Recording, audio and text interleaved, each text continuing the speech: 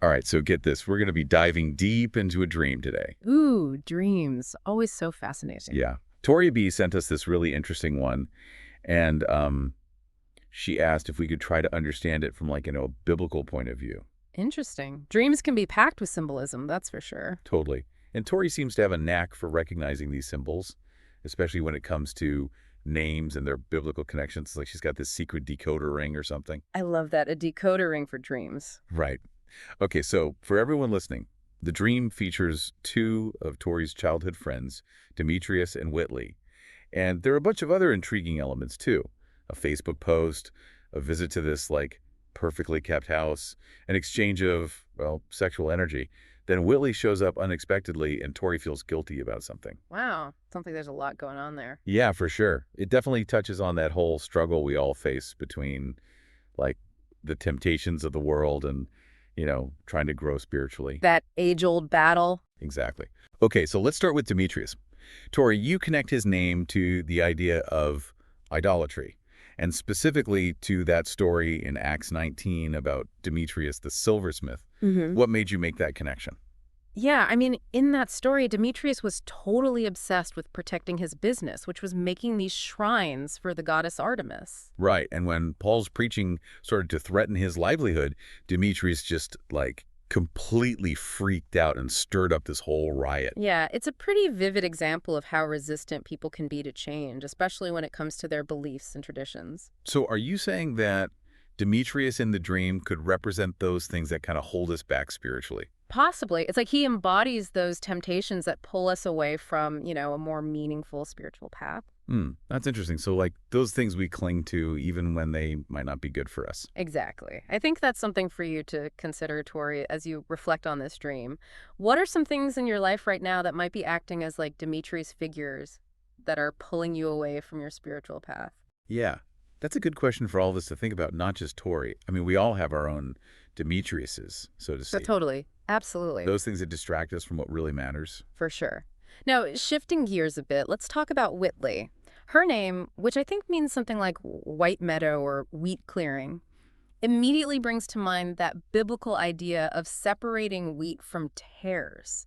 It's a powerful symbol of spiritual discernment. Right, and there's that verse from Matthew 13.39, I think it is, that you highlighted, Tori, where Jesus is talking about the harvesters at the end of the age, separating the good from the bad. Yeah, there's definitely a sense of urgency in that verse, right? Basically, like the clock is ticking. Yeah. And it makes me think that Whitley's arrival in the dream could be signaling that it's time for you to make some important choices, to really separate what truly nourishes your soul from what doesn't. It's interesting that Demetrius is there at the start of the dream, and then Whitley shows up later. It's almost like there's a progression happening. Yeah, like first you're being drawn in by temptation, by those Demetrius figures, and then this figure of discernment comes along and shakes things up. I like that. It definitely speaks to the idea that spiritual growth often involves facing those temptations head on and then making a conscious choice to move towards something better. Okay, let's talk about the Facebook part of this dream. You mentioned that you see Facebook as representing the world and its temptations. I think you connected that to the verse from 1 John 2.16 that talks about the lust of the flesh, the lust of the eyes, and the pride of life. Yeah. You know what's interesting is how Facebook is actually being used in the dream. Like, Demetrius is showing off his family and his house on his post, almost flaunting them in a way. Oh, yeah, I see what you mean. It could definitely be interpreted as representing those materialistic desires that we see so much of online, especially on social media. Right. We're constantly bombarded with images of what we should have, how we should look. It's easy to get caught up in all that comparison. So true. Social media can be a real trap when it comes to feeding those worldly desires. It's like everyone's just posting their highlight reel, and it makes it hard not to compare yourself. Totally. Now, there's this really interesting detail you mentioned, Tori, about a comment from God appearing below Demetrius's post. I thought that was such a powerful image. Right. It's like even when we're surrounded by all those distractions and temptations, even when it feels like the world is shouting the loudest, God is still there trying to get our attention. Absolutely. It's almost like a gentle reminder that he's always present, even when we're not fully aware of it. Tori, I think you connected this to this story about Elijah in 1 Kings, right? The one where God brings a child back to life. Oh, yes. That's such a beautiful parallel. It's a reminder that even in those moments when we feel lost or far from God, his power can break through and revive us. Spiritually speaking, of course. Yes, Yeah. exactly. Okay, I think we should talk about the part of the dream where there was this exchange of sexual energy with Demetrius. You interpret that as representing temptation and the struggle to resist, right? Right. And I think it's important to remember that dreams often use symbolism to represent complex emotions and experiences. So it might not be about literal desire, but more about being drawn to something that, like, Hmm. feels good in the moment but could ultimately be harmful or lead you away from your values. Exactly. It's about that inner struggle we all experience, that Hmm. push and pull between what we know is right and what might tempt us to make a different choice. You highlighted a verse from 2 Peter, Tori, that talks about those with eyes full of adultery who seduce the unstable. I think that one really stood out to you. Yes. It's a pretty intense verse, but it speaks to the importance of being discerning and recognizing those who might be trying to lead us astray, whether intentionally or unintentionally. And you also pointed out that this doesn't just apply to sexual immorality, but can also refer to false prophets or those who present themselves as righteous but don't actually live up to their claims. It's about being wise and careful about who and what we allow to influence us. This is getting really interesting. We've got Demetrius as the tempting force and Whitley as the voice of discernment. It's like this dream is setting up this super intense dynamic. It definitely is. You're caught in this tug of war between these two opposing forces. I think the dream is prompting you to ask yourself some tough questions like, where do your loyalties lie? What are you choosing to give your energy and attention to? Yeah, that's a good one. Okay, let's move on to the house. You connected this well-kept house in your dream to the idea of the carpenter's son and referenced Matthew 13.55556, where people are questioning Jesus' authority because they knew him as just a carpenter.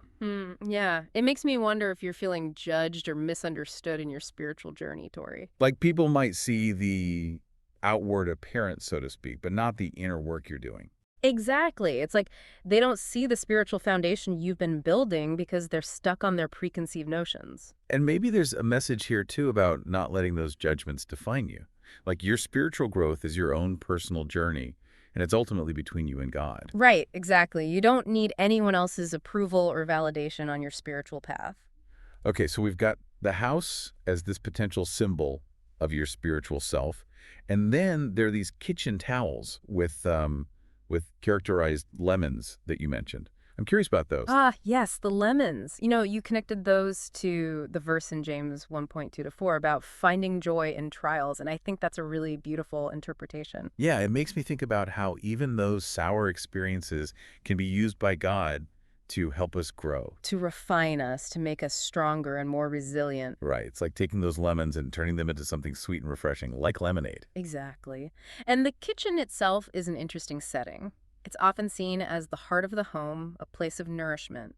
Do you think it's possible that the kitchen in your dream represents where you find your spiritual nourishment? Hmm. And that those lemons, even though they're sour at first, become part of that nourishment? That's a great point. It really speaks to how God can use even the most difficult experiences to nourish and sustain us. So what are your thoughts so far, Tori? Are any of these interpretations resonating with you? It's amazing how much meaning can be packed into these little details. Right. And speaking of detail, Story, you mentioned that the dream specifically told you to stay awake. Yes, you connected that to 1 Thessalonians 5.6 to 7 about staying spiritually alert, living in the light. Yeah, and there's actually another passage in Hebrews that speaks to this idea of wakefulness, too. Hebrews 3.7 to 8 warns against hardening our hearts. Oh yeah, so we don't miss out on hearing God's voice. Right. It's like you can have all the right equipment, open eyes and listening ears, but if your heart's not in it, you'll still miss what God's trying to tell you. That makes sense. What do you think, Tori? Are there any areas in your life right now where you feel tempted to just kind of like sleepwalk through, spiritually speaking? Yeah, places where you've maybe tuned out that inner voice. Ooh, good question. I know for me, I think about those times when I'm so busy or distracted that I don't make space for quiet time. Oh, yeah, I can relate to that. It's so easy to get caught up in the busyness of life and forget to, nurture that connection with God. It's like this dream is a wake-up call, telling you to open your eyes to those spiritual realities and actually listen to what they're saying. Totally. It's about being present, being intentional, and not letting your heart become hardened, by all the distractions of the world. Okay, let's go back to Whitley's arrival for a sec. You connected that to Ecclesiastes 9:11 about how time and chance happen to all of us. Yeah, we're not always in control. Right. Which can be kind of scary. Yeah. But what's really interesting to me is the timing of her arrival. Oh, yeah. She shows up just as Demetrius is waiting for the time for sleep, which seems significant. Yeah. It seems like the dream might be highlighting the importance of staying alert, especially when we're feeling most vulnerable. It's like right when we're about to give in to complacency, that's when we need to be most careful. Exactly. And it reminds us that we can't always predict when those tests will come. Sometimes they come when we least expect them. So stay on your toes. Spiritually speaking, of course. For sure. Okay, let's shift our focus to that bathroom scene, the part with the feelings of guilt. Tori, you interpreted the bathroom as a place of release and confession. Yeah, and it's interesting that this happens after Whitley arrives. It's like her presence representing discernment and truth kind of forces a moment of self-reflection. It's almost as if Whitley's arrival shines a light on those hidden parts of ourselves. This stuff we try to avoid. Exactly. And that makes the verse from 1 John 1.9 even more powerful. The one about, if we confess our sins, he is faithful and just, and will forgive us our sins and purify us from all unrighteousness. What a beautiful promise. No matter what we've done, God's forgiveness is always available. We just have to ask, right? Exactly. So the bathroom becomes this place of transformation. It's where you can confront your mistakes and let go of that guilt. It's a powerful image of spiritual renewal. It is. The dream isn't just showing you where you stumbled, it's showing you the path to healing. This dream is packed with so much symbolism. We've got Facebook representing the world, those childhood friends representing temptation and discernment, a house that reflects your inner spiritual state. And those kitchen towels with lemons symbolizing finding joy in trials, and a bathroom as a place of confession and purification.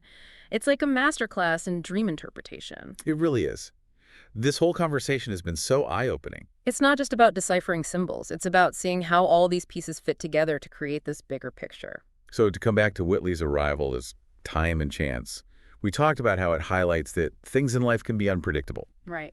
But how do we stay open to those moments when they come along? Like, how do we cultivate that spiritual awareness so we don't miss those opportunities? That's the million-dollar question, isn't it? I think so. And it's something we'll explore further in the next part of our deep dive. Yeah, it's like we need to develop this, like a spiritual sixth sense or something. I like that. It's about tuning into this frequency that's always there, but, sometimes we get distracted and can't hear it. Okay, so how do we do that? How do we quiet all the noise and start picking up on those spiritual cues?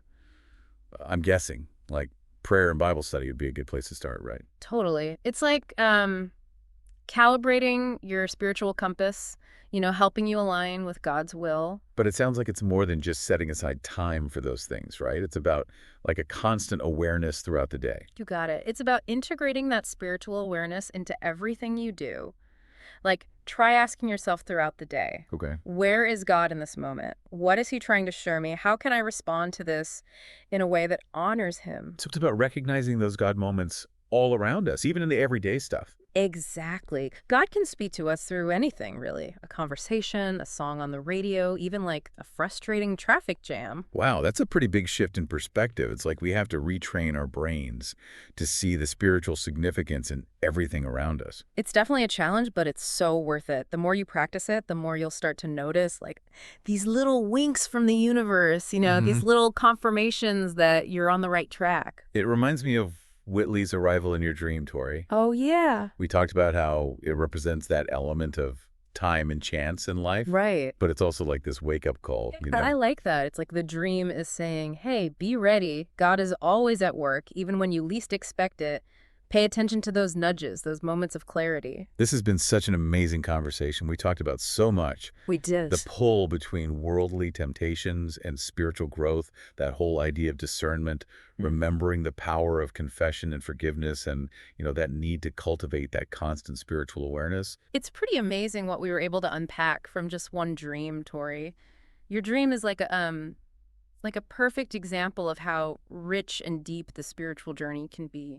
It's like your dream is this like microcosm of the human experience. We all face these choices every day between taking the easy road and doing what we know is right. Absolutely.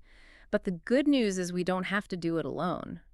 We have so much guidance available to us through prayer, through scripture, just by paying attention to that inner voice. I think that's a perfect takeaway. This dream reminds us that we have the power to choose, to stay awake and engaged in our spiritual growth. And to embrace forgiveness. That's so important. Absolutely. So, Tori, I hope you'll keep exploring these symbols and messages that spoke to you. And to everyone listening, what everyday objects or encounters in your life might hold a deeper meaning if you looked at them through that spiritual lens. Keep seeking, keep questioning, and keep listening to that still small voice inside. Beautifully said. Thank you so much for joining us for this deep dive. We'll see you next time.